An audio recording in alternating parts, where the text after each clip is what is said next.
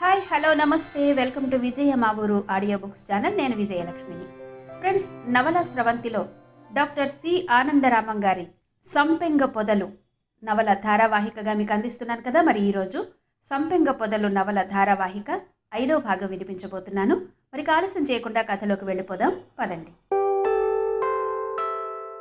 అప్పుడే ఆఫీస్ నుంచి వచ్చి బట్టలు మార్చుకుని కాఫీ తాగుతున్న గిరి హరి రాగానే సాదరంగా ఆహ్వానించి అతనికి కూడా కాఫీ అందించాడు. హరి విసుగ్గా, నాకు కాఫీ గీఫీ ఏం అక్కర్లేదు అని కప్పులను వెనక్కి తోసేశాడు. గిరి ఆశ్చర్యంగా హరి ముఖంలోకి పరీక్షగా చూశాడు. అతని ముఖంలో ఇటీవల కలిగిన మార్పును గమనించేసరికి గిరి గుండె ద్రవించిపోయింది. ఏదో జబ్బుపడి లేచినట్లున్నాడు. అతని హృదయంలోని ఆవేదన అతని కళ్ళలో ప్రతిఫలిస్తుంది. గిరి అతనికి దగ్గరగా వచ్చి అతని చేతిని తన చేతిలోకి తీసుకుని అనునయంగా నొక్కుతూ, ఏది సీరియస్గా తీసుకోకు హరి, జీవితంలో ముందుకు తోసుకుపోవడం నేర్చుకో అన్నాడు.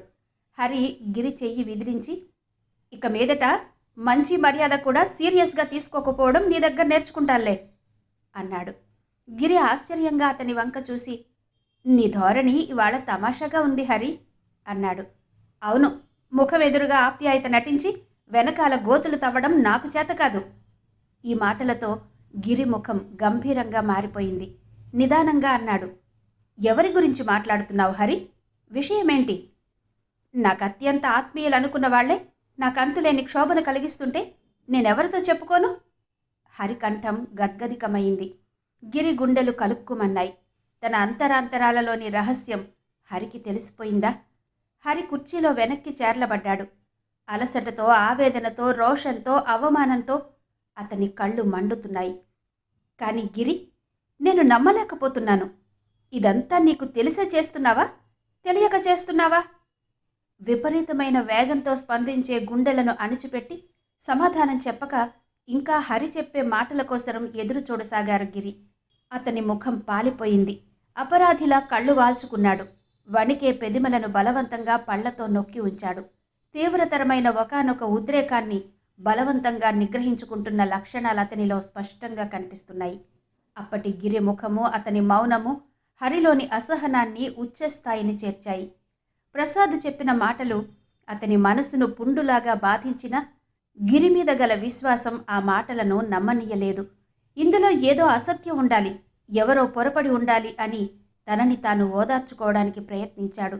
గిరి ద్వారా అంతా అబద్ధమని తెలుసుకుని సంతృప్తి పడాలనే ఆశ అతని మనసులో ఏ మూలనో ఉంది.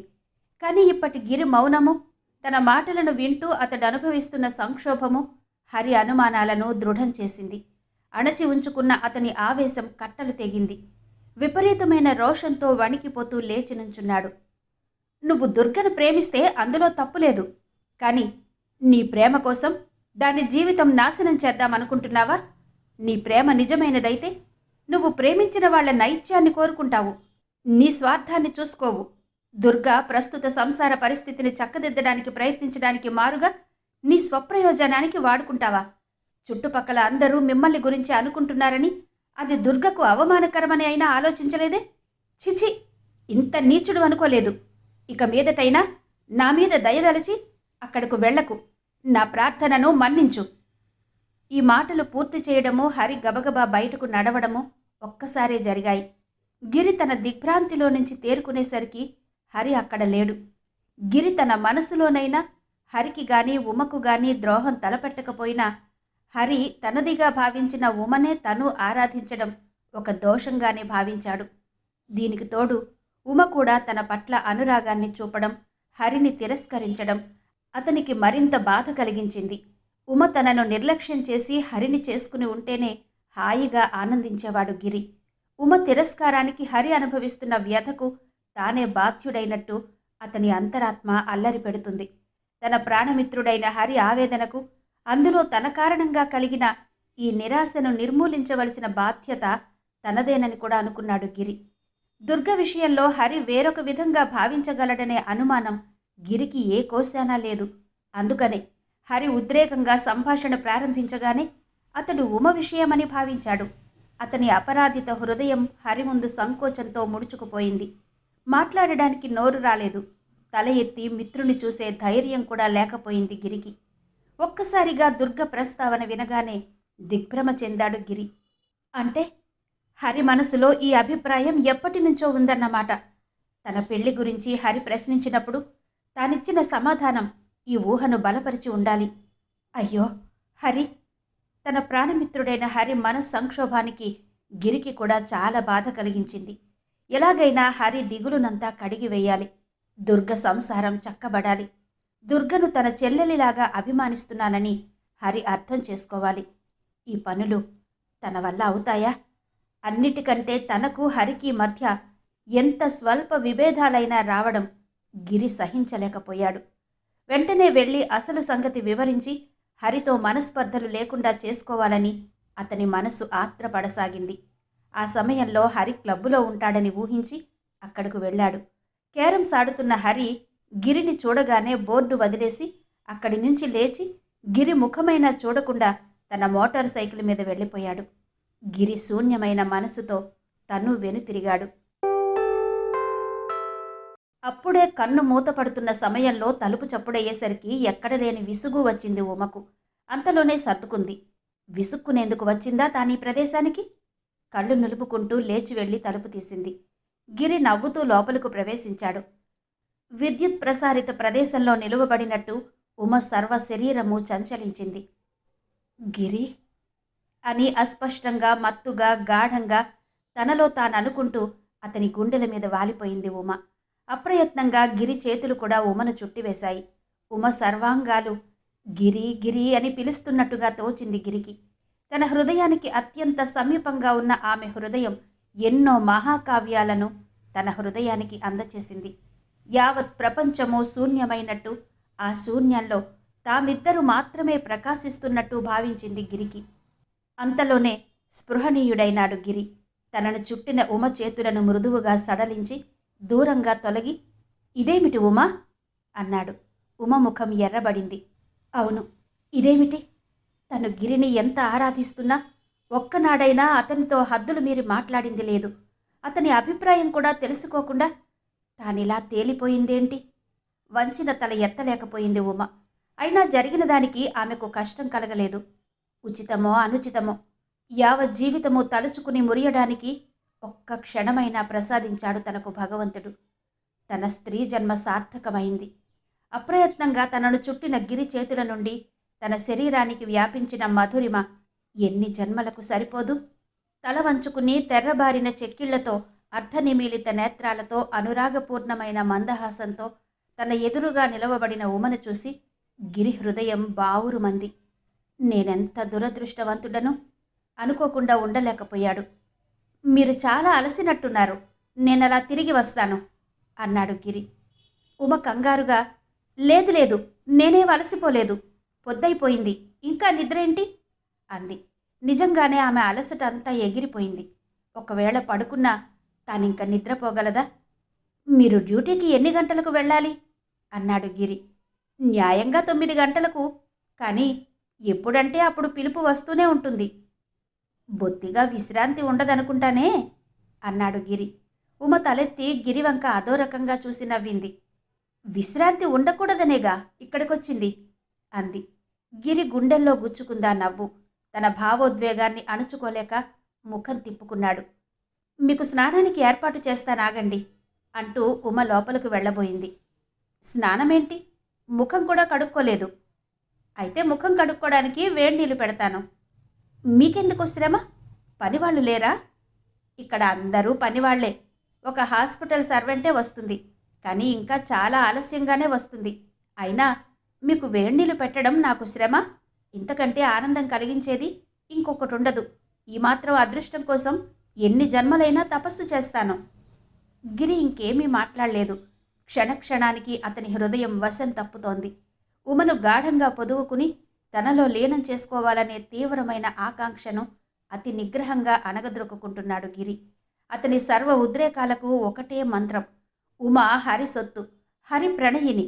ఈ భావన అతని సమస్త ఉద్రేకాలను తుడిచిపెట్టి మమతలను మాత్రం నిలుపుతుంది. ఉమ ఇచ్చిన వేడి నీళ్లతో ముఖం కడుక్కుని ఆమె అందించిన కాఫీ అందుకున్నాడు గిరి. ప్రతిక్షణము అతని హృదయం హాయి హాయిమంటూనే ఉంది. ఉమ ఈ లోకంలోనే లేదు. ఆనాడు ఆమెకు ప్రతి వస్తువు ఎంతో అందంగా, ప్రతి పని ఎంతో ఆహ్లాదకరంగా, లోకమంతా ఆనందమయంగా అనిపించసాగింది. ఇవాళ సెలవు పెడతాను అంది ఉమ. గిరి తల అడ్డంగా ఊపుతూ, వద్దు, ఏ ప్రలోభమూ మిమ్మల్ని కర్తవ్య విముఖురాలినిగా చేయకూడదు అన్నాడు. సరే, అయితే వీలైనంత త్వరలో వస్తాను. పర్వాలేదు, నేను రాత్రి ట్రైన్లోనే కానీ వెళ్ళను. మీరు వచ్చిన తర్వాతే మనం సావకాశంగా మాట్లాడుకోవచ్చు. ఈరోజే వెళ్ళిపోతారా? దిగులుగా అంది ఉమ. అవును, సెలవు లేదు. ఆ రోజు ఇద్దరూ కూర్చుని అన్నాలు తింటుంటే ఉమ, నా చేతులతో మీకు వడ్డిస్తుంటే నాకు ఎంత సంతృప్తిగా ఉందో చెప్పలేను. ఇట్లాంటి ఒక రోజు కోసం జీవితంలో ఎన్నైనా సంతోషంగా వదులుకోగలను అంది. గిరి తింటున్న అన్నంలో నుంచి చెయ్యి పైకి తీసి, మీరిలా చీటికి మాటికి నన్ను ఉక్కిరి బిక్కిరి చేస్తే నేనిప్పుడే పారిపోతాను అన్నాడు గంభీరంగా. ఉమ మాట్లాడలేదు, కానీ ఆమె కళ్ళల్లో నీళ్లు తిరిగాయి. ఆ కన్నీళ్లు చూసి గిరి ఆర్ద్ర స్వరంతో, ఉమాదేవి, నేను వచ్చి మీకు కష్టం కలిగిస్తున్నానా అన్నాడు. ఉమ వెంటనే లేదు లేదు అంది. క్షణకాలమాగి గిరి, నాకు తెలుసు నా రాక మీకు వ్యధ కలిగిస్తుందని.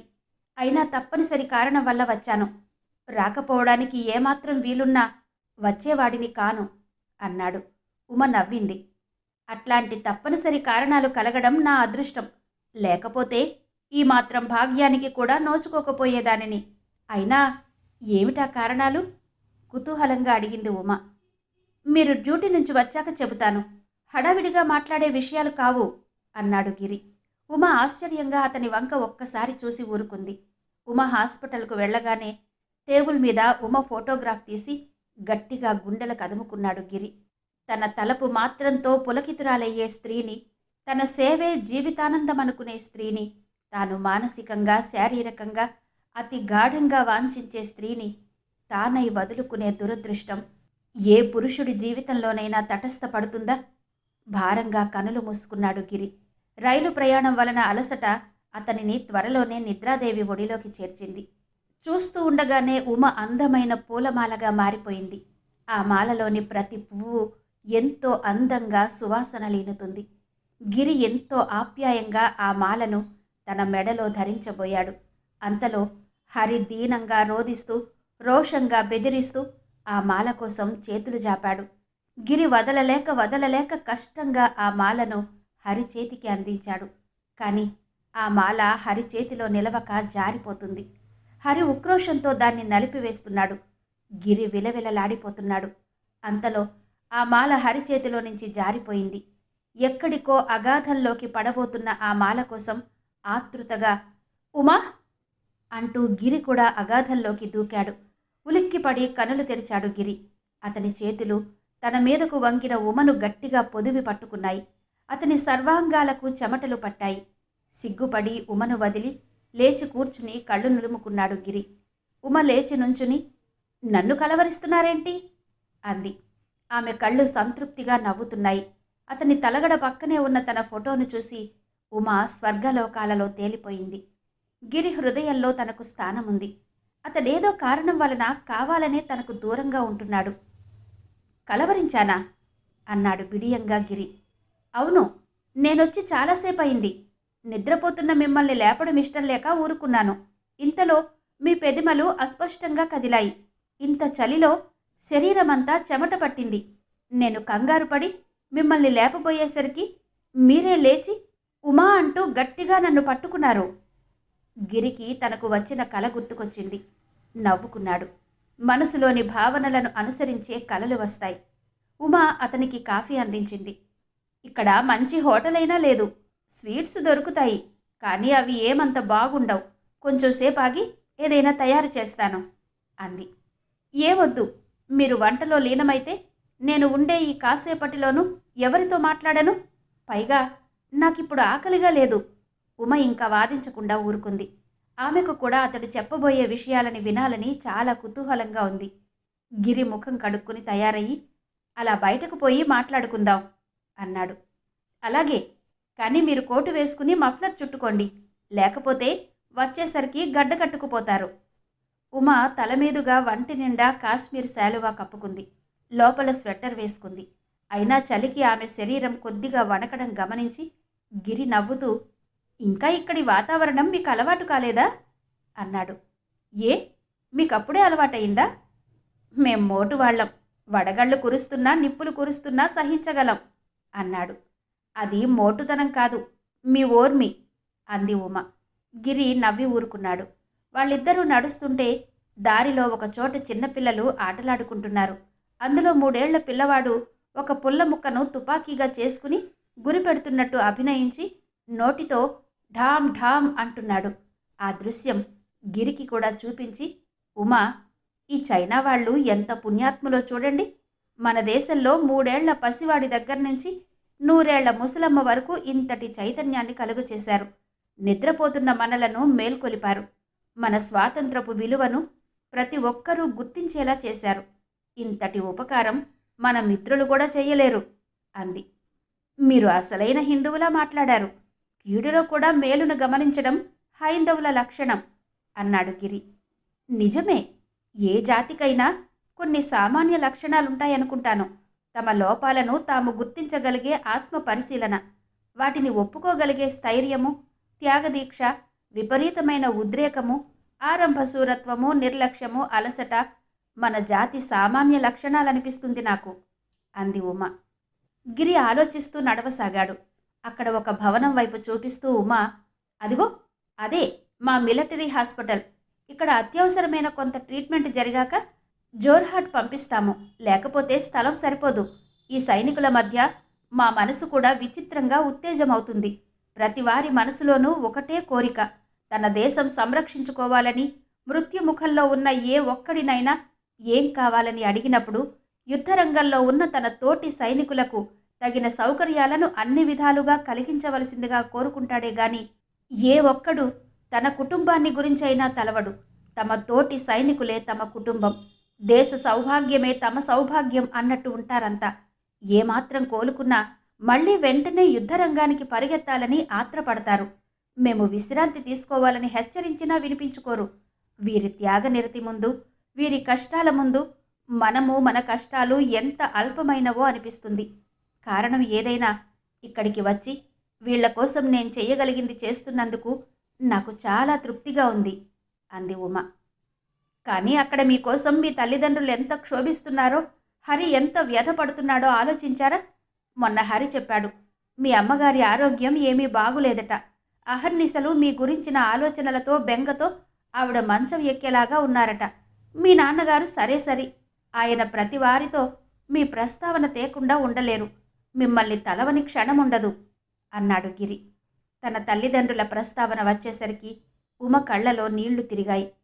చిన్నతనం నుండి తనకెంతో గారాభమిచ్చి తన ప్రతి చిన్న కోరికను నెరవేర్చే వాళ్ల కోరికకు వ్యతిరేకంగా తానిక్కడకు వచ్చింది. మీరు మా అమ్మను నాన్నగారిని చూశారా అడిగింది. లేదు, నాకు హరి చెప్పాడు. హరి తరచూ వెళ్ళి వాళ్లను కలిసి వస్తూనే ఉంటాడు. ఉమ దీర్ఘంగా నిట్టూర్చి ఊరుకుంది. చాలాసేపు మౌనం వహించి, దురదృష్టవంతురాలిని, కనిపెంచినందుకు వాళ్ల కోరిక తీర్చలేకపోయాను అంది. ఇద్దరూ ఒక చిన్న మైదానంలో కూర్చున్నాక, ఇప్పటికైనా ఏం మించిపోయింది? మీ తల్లిదండ్రుల కోరిక తీర్చి మీ రుణం తీర్చుకోండి అన్నాడు గిరి. ఉమ గాద్గదికంగా, క్షమించండి, అది నా చేతులలో పని కాదు అంది. గిరి కొంచెం సేపు తటపటాయించి, నాకు తలచుకుంటే ఆశ్చర్యంగా ఉంది. మొట్టమొదటిసారిగా మనం దుర్గ విషయం ప్రస్తావిస్తూ ఆత్మీయంగా మాట్లాడుకున్నాం. ఆనాటి నుంచి మన మధ్య కొంత సాన్నిహిత్యం అధికం కాసాగింది. ఆనాడు మీకు ఆత్మీయురాలైన దుర్గ కోసరం మీరు నా వ్యక్తిగత విషయాల్లో కలిగించుకునేందుకు సంకోచించలేదు. ఆ ధైర్యంతోనే నేనిప్పుడు నా ఆత్మీయుడైన హరి కోసం మీ వ్యక్తిగత విషయాల్లో కలగచేసుకుంటున్నాను అన్నాడు. మీరు నా వ్యక్తిగత విషయాల్లో కలగచేసుకుంటున్నారని నేనేమీ అనుకోను. నా మీద మీకన్ని విషయాలలోనూ సంపూర్ణ అధికారం ఉంది. ఆ విషయం మీకు తెలుసు. అయితే మీరిప్పుడు బావ తరపున వచ్చారన్నమాట. హరి తరపున రాలేదు, హరి కోసం వచ్చాను అన్నాడు గిరి. హరి నేను చిన్నతనం నుండి ఒక్క ప్రాణంలా మెలిగాం. ఒకరి సంతోషం కోసం మరొకరు ఏమైనా చెయ్యగలిగేటంత గాఢమైన స్నేహం మాది. హరి ఇప్పుడు పూర్తిగా మారిపోయాడు. అతనిలో వెనుకటి ఉత్సాహము, చైతన్యము మచ్చుకైనా లేవు. ఏదో పెద్ద జబ్బు పడి లేచిన వాడిలాగా ఉన్నాడు. ఎప్పుడూ చిలిపితనం ప్రతిఫలించే అతని కళ్ళలో ఇప్పుడు దైన్యం తప్ప మరొకటి కనిపించడం లేదు. హరి ఉద్రిక్త స్వభావుడు. అతని ఆరాధన కానీ, స్నేహం కానీ, ద్వేషం కానీ అన్నీ తీవ్రంగా ఉంటాయి. సంతోషం కానీ, దుఃఖం కానీ మనస అనుభవిస్తాడు. అతన్ని చూస్తే నాకు భయం వేస్తుంది. నా స్నేహితుడి కోసం నేను ఏవైనా చెయ్యగలనేమో ప్రయత్నించడానికి వచ్చాను అన్నాడు గిరి. ఉమ నీరసంగా నవ్వి, ప్రయత్నించండి అంది. అంత తేలిగ్గా తోసి పారేయకండి ఉమాదేవి. నా ఉద్దేశ్యం మీకు అర్థం కాలేదంటే నేను నమ్మను. మీ సమాధానం చెప్పండి. అలాగే, నా సమాధానం కూడా మీకు తెలియదంటే నేను నమ్మను. నేను చెప్పేదేముంది అంది ఉమ. గిరి మాట్లాడలేకపోయాడు. అతని లాపాండిత్యమంతా ఉమ ముందు ఎందుకు పనికి రాకుండా పోతుంది. చటుక్కున, మీరు నన్ను ప్రేమిస్తున్నారా అన్నాడు. ఉమ ముఖం ఎర్రబడింది. అదే ప్రశ్న మిమ్మల్ని అడిగితే అంది. అవునని చెబుతాను. నా మనసంతా మీరే ఆక్రమించుకున్నారని, మీ ధ్యానంలోనే నా ఆనందం వెతుకుతున్నానని చెబుతున్నాను అన్నాడు గిరి. ఉమ పులకరాలతో నిండిన శరీరంతో, సంతోషంతో నిండిన కళ్ళతో గిరివంక చూసి, ఇన్ని సంవత్సరాల నా తపస్సు ఫలించింది. ఈ మాటలు చాలు నాకు. వీటిని తలచుకుంటూ జీవితమంతా హాయిగా గడపగలను అంది. గిరి తమాషాగా నవ్వాడు. మీరు వినవలసింది ఇంకా ఉంది. నా ప్రేమను నేను గుర్తించక ముందు నుంచి కూడా మీరు నా వారు కాలేరని నాకు తెలుసు. మిమ్మల్ని నా దానిగా చేసుకోవాలనే ఆశ కానీ, ఆ ప్రయత్నం కానీ నాలో లేనేలేదు. కేవలం నా మనసులోని భావనలతో మాత్రమే నేను సంతృప్తి పడగలను. కానీ హరి సంగతి ఇందుకు పూర్తిగా వ్యతిరేకం. ఊహలు తెలియని పసితనం నుంచి కూడా మిమ్మల్ని తనదానిగా భావించాడు. ఆ భావననే పెంచుకున్నాడు. అందుకనే ఈ ఆఘాతానికి తట్టుకోలేకపోతున్నాడు. అత్యంత సున్నిత హృదయుడైన అతడు ఏ క్షణంలో ఏమవుతాడోనని నాకెప్పుడూ భయంగానే ఉంటుంది. అతని జీవితం నాశనం చేయడం మనకు న్యాయం కాదు అన్నాడు గిరి. మీరు చెప్పేదంతా నిజమే, కానీ ఇది మనసుకు సంబంధించిన విషయం. భావనలు వాటంతటవి పుడతాయి. మనం కలిగించుకోలేం కదా అంది ఉమ.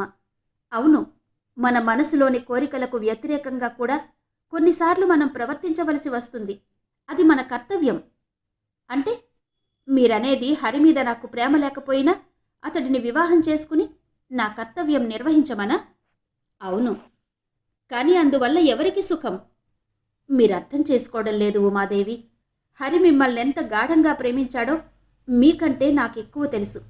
ఒక్క మీ సమక్షమే అతడిని అన్ని దుఃఖాల నుండి దూరంగా చేయగలదు. ఆ సంగతి ఉమకు తెలుసు. మాట్లాడలేక తల వంచుకుంది. ఆమె మనసులో ఎంత సంక్షోభం కలుగుతుందో అర్థం చేసుకోగలిగిన గిరి లేచి, పదండి పోదాం. స్థిమితంగా ఆలోచించుకోండి. ఇంకొక ముఖ్యమైన సంగతి కూడా దృష్టిలో ఉంచుకోండి. ఎంత చదువుకున్నా, ఏవైనా మన సంఘంలో స్త్రీ అవివాహితగా ఉండడం దుస్తరం. సంఘం మాట అలా ఉంచి వ్యక్తిగతంగా కూడా అలాంటి ఏకాంతవాసాన్ని భరించడం కష్టం. ఆ శూన్యాన్ని భరించలేక మీరేనాడో ఒకనాడు వివాహం చేసుకోక తప్పదు. ఎవరినో చేసుకునే బదులు హరినే చేసుకుంటే మీకోసం పరితపించే ఒక ప్రాణిని సంతృప్తిపరిచిన వారవుతారు అన్నాడు.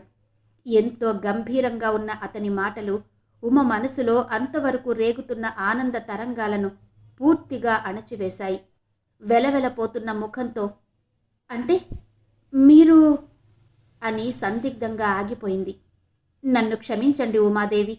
నేను మిమ్మల్ని మొదటిసారిగా నా ప్రాణమిత్రుడి కాబోయే భార్యగా చూశాను. బ్రతికి ఉన్నంతకాలము మిమ్మల్ని అలాగే గౌరవిస్తాను. ప్రస్తుతం నాకు పెళ్లి చేసుకోవాలని లేదు. ఆ కోరిక కలిగిన నాడు నన్ను కోరే ఎవరినో ఒకరిని వివాహం చేసుకుంటాను. గుండెలను చీలుస్తున్నట్టుగా వచ్చిన ఉమ నిట్టూర్పు తన గుండెలలోని మంటను మరింత అధికం చేసిన ఆ జ్వాలలను తనలోనే అణచుకుని ప్రశాంతమైన చిరునవ్వుతో పాటు ఉమవంక తిరిగి, మనం సాధారణ మానవులం ఉమాదేవి.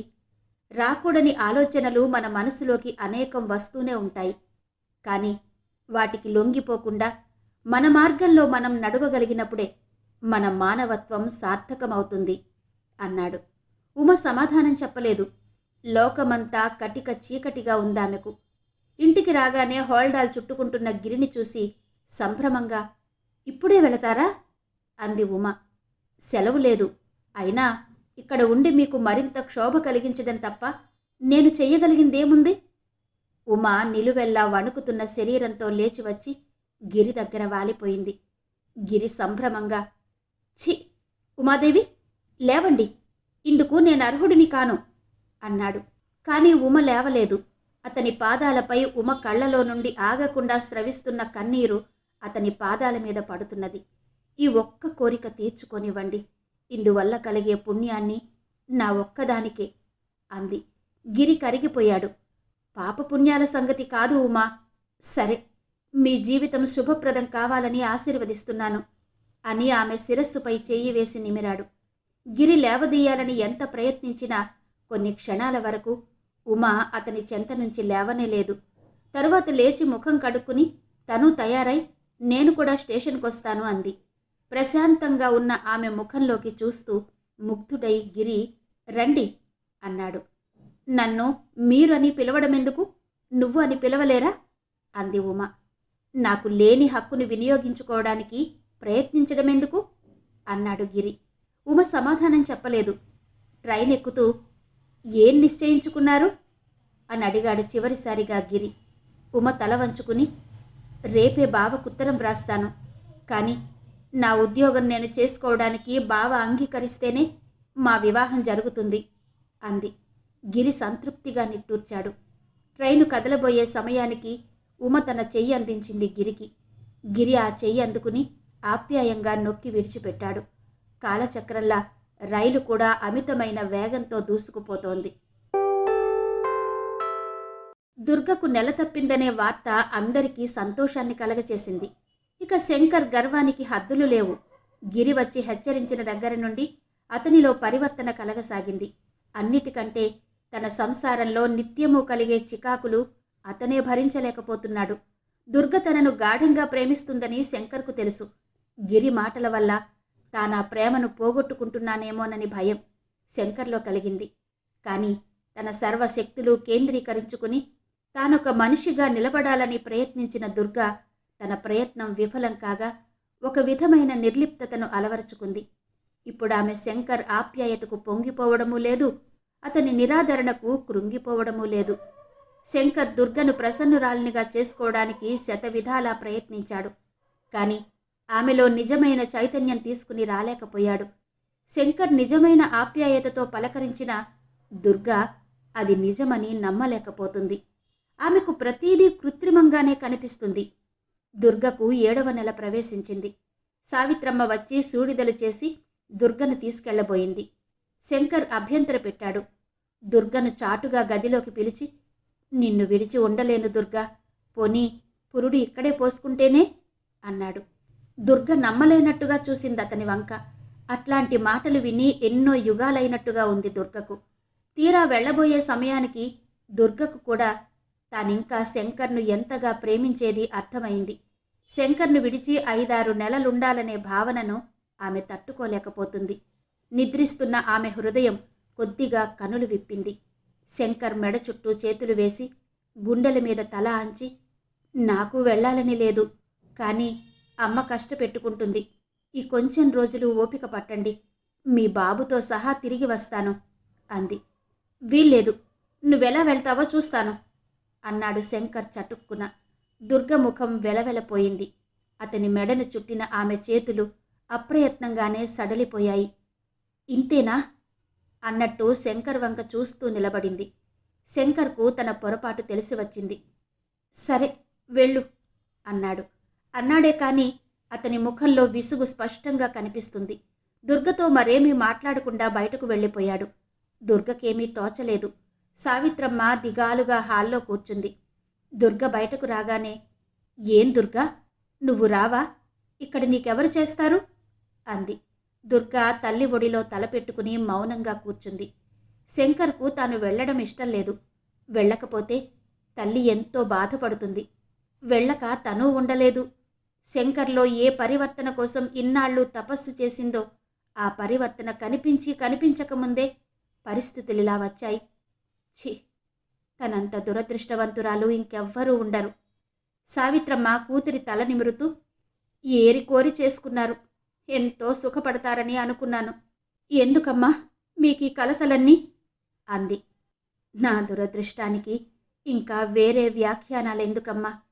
దుర్గ దీనంగా అంది. సావిత్రమ్మ కడుపు తరుక్కుపోయింది.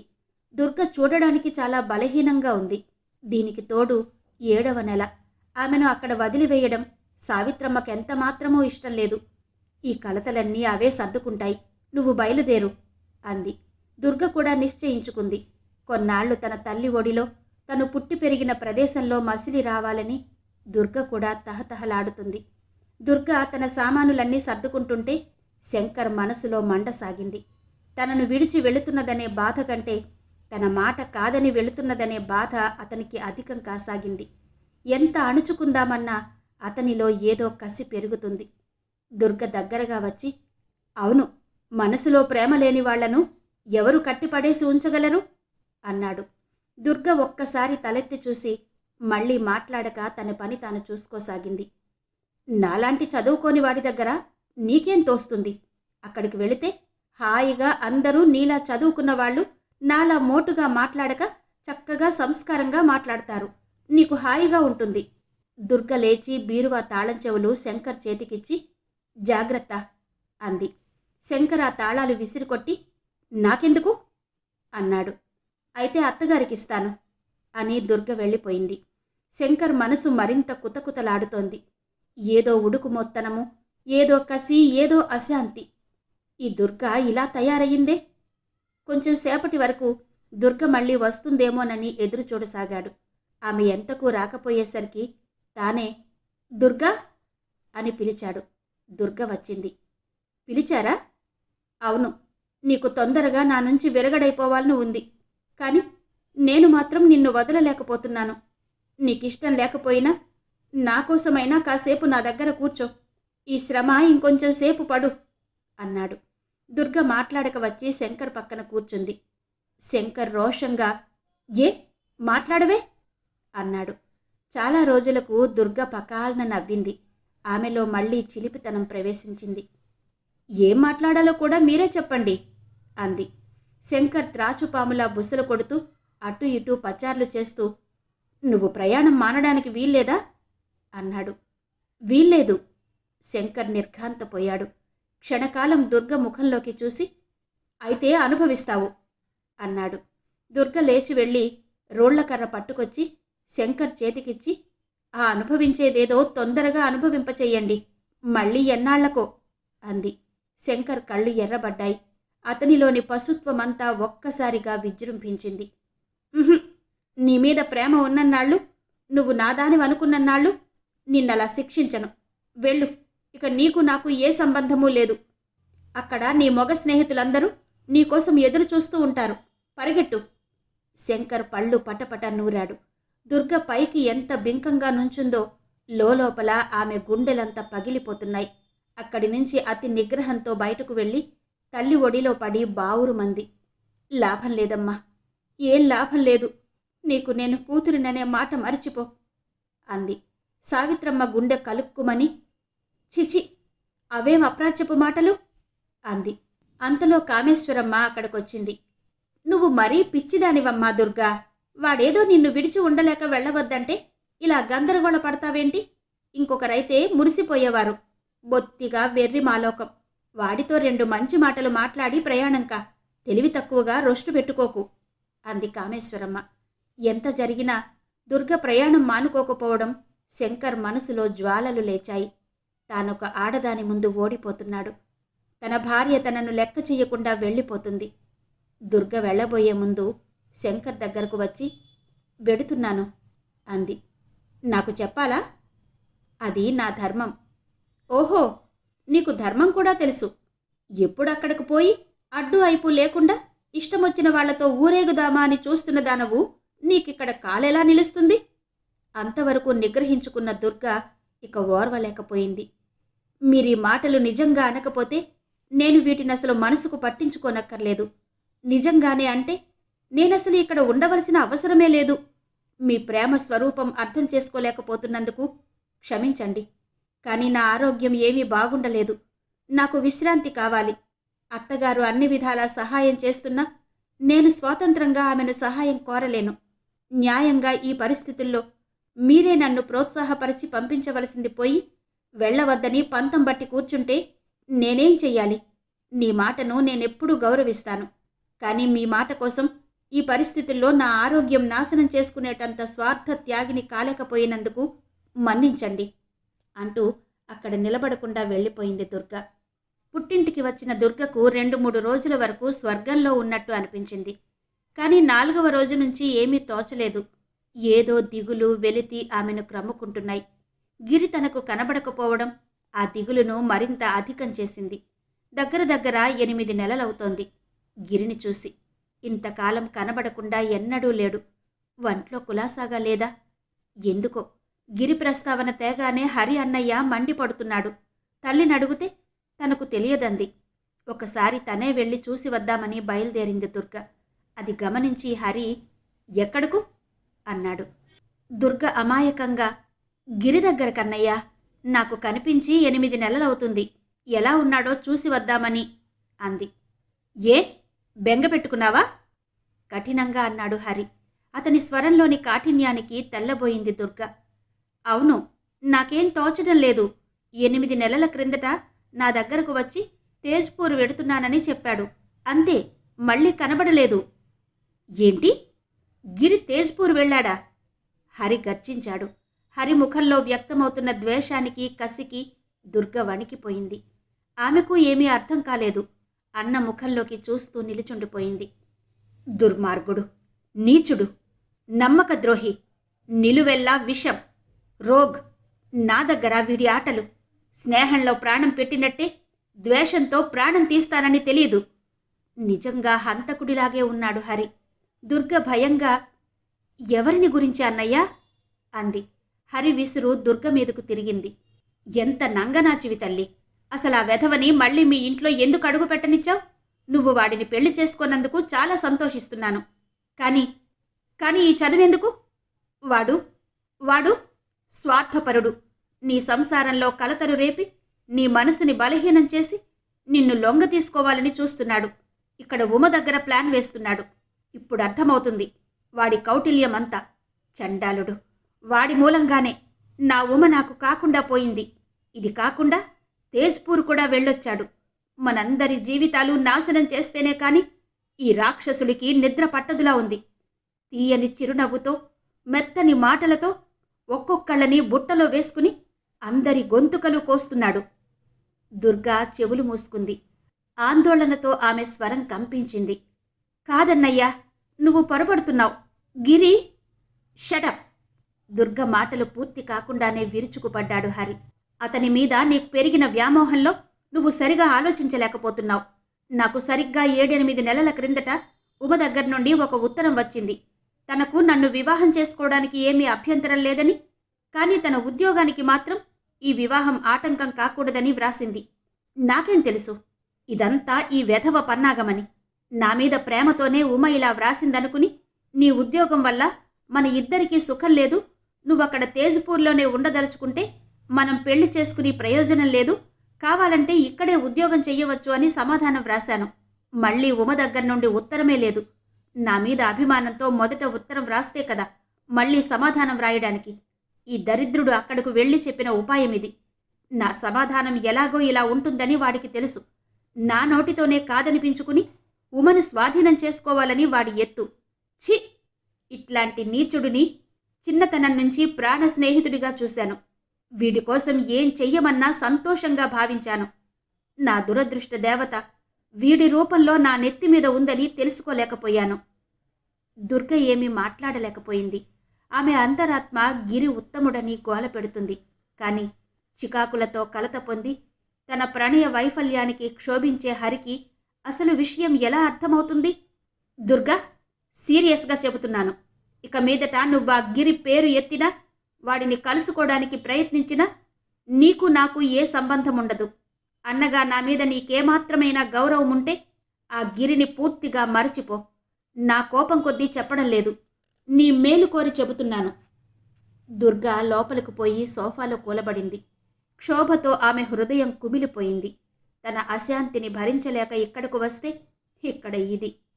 శంకర్ పైపైకి కసికొద్దీ ఏదో తనను గురించి అవమానకరంగా మాట్లాడినా అతని అంతరంగంలో తన మీద ఏ అవిశ్వాసమూ లేదు. గిరికి తనకు మధ్య గల అనుబంధం విషయంలో అతడేనాడూ అసహనాన్ని చూపించలేదు. అన్నయ్య 2 ఆకులు ఎక్కువ చదువుకున్నాడు. తనను నిజంగానే అనుమానిస్తున్నాడు. చిన్నతనం నుంచి తమ ముగ్గురి నడుమ పెంపొందిన ఆత్మీయత క్షణంలో మరిచిపోయాడు. మొదటి నుంచి గిరి తననెంతగా అభిమానించేవాడో తెలిసి ఈనాడు గిరిని గురించి తేలికగా మాట్లాడగలిగాడు. ఏం మనుషులు! ఎందుకింత త్వరగా అపార్థాలు పెంచుకుంటారు? ఏం ఆడజన్మ! తానొక మగవాడై ఉంటే హరి అన్నయ్య తననిలా నిర్బంధించగలిగేవాడా? స్వార్థపరులైన మగవాళ్లతో నిండిన ఈ సభ్య సమాజంలో ఆడదానిగా జన్మించడం కంటే సభ్యత అనే మాటకు అర్థం తెలియని ఆటవిక జాతుల్లో జన్మించడం 1000 రెట్లు నయం అనుకుంది దుర్గ. సంపెంగ పొదలు డాక్టర్ సి ఆనందరామం గారి నవల ధారావాహిక 5వ భాగం విన్నారు కదా. మిగిలిన కథ తరువాతి భాగాల్లో వినిపిస్తాను. అంతవరకు సెలవు. నమస్తే.